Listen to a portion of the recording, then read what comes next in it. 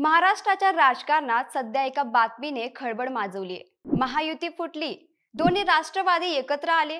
राज्याच्या सत्तेसाठी डोकाचं वैर होतं तेच अजित पवार गट आणि शरद पवार गट आता भाजपा विरोधात वज्रमुठ करताय का? होय, कोल्हापूर मधून एक मोठी राजकीय घडामोडी समोर आली आहे, ज्यामुळे राज्यातील राजकारणाची दिशा बदलू शकते। पडद्यामागचे डावपेच कोणते आणि महायुतीचे भवितव्य काय, या सर्व प्रश्नांची उत्तरं जाणून घेण्यासाठी हा व्हिडिओ शेवटपर्यंत नक्की बघा। नमस्कार, मी किमया चौधरी आणि तुम्ही पाहत आहात बोलेमेज।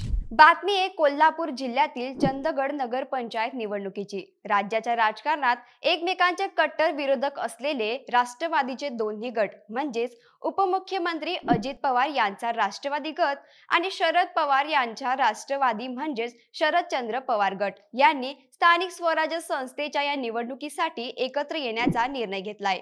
नेमकं काय घडलं? या दोन्ही गटांनी एकत्र येत शहर विकास आघाडी स्थापन केली।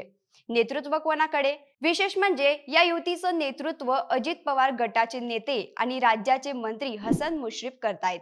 एकत्र येण्याचं कारण पाहिलं तर शरदचंद्र पवार गटाच्या नेत्या नंदाताई बाभुळकर आणि अजित पवार गटाचे नेते राजेश पाटील यांनी पुरोगामी विचारांवर आधारित एकत्र येण्याचा निर्णय घेतल्याचं जाहीर केलंय।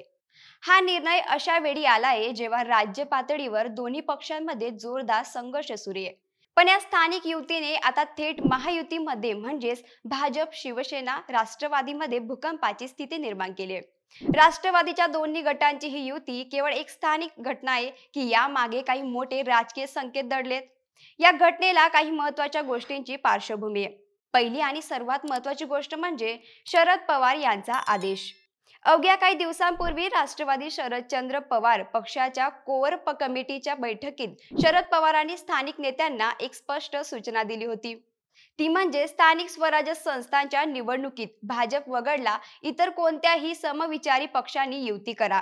या आदेशाच्या पार्श्वभूमीवर चंदगडमध्ये दोन्ही राष्ट्रवादीचे गट एकत्र आले। याचा अर्थ भाजपला दूर ठेवून सत्तेची गरीत जुळवण्याकडे दोन्ही गटाचा, विशेष शरद पवार गटाचा कल स्पष्ट दिसतो। स्थानिक स्तरावर भाजपच्या वाढत्या वर्चस्वाला टक्कर देण्यासाठी दोन्ही पवारांचे गट एकवटलेत, हे चित्र कोल्हापुरात दिसतंय। दुसरं कारण म्हणजे महायुतीमधील वाढता तणाव।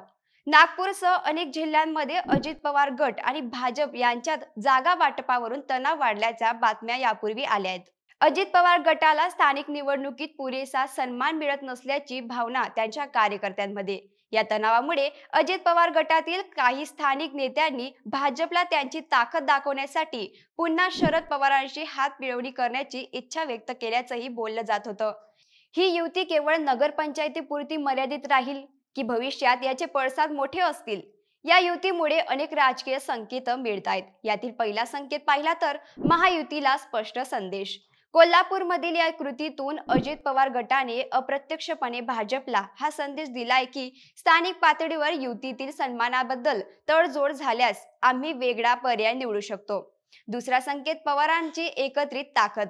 लोकसभा आणि विधानसभा निवडणुकीत एकमेकांविरुद्ध लढलेले हे गट स्थानिक पातळीवर एकत्र आल्यास त्यांची एकत्रित ताकद भाजपसाठी मोठे आव्हान निर्माण करू शकते।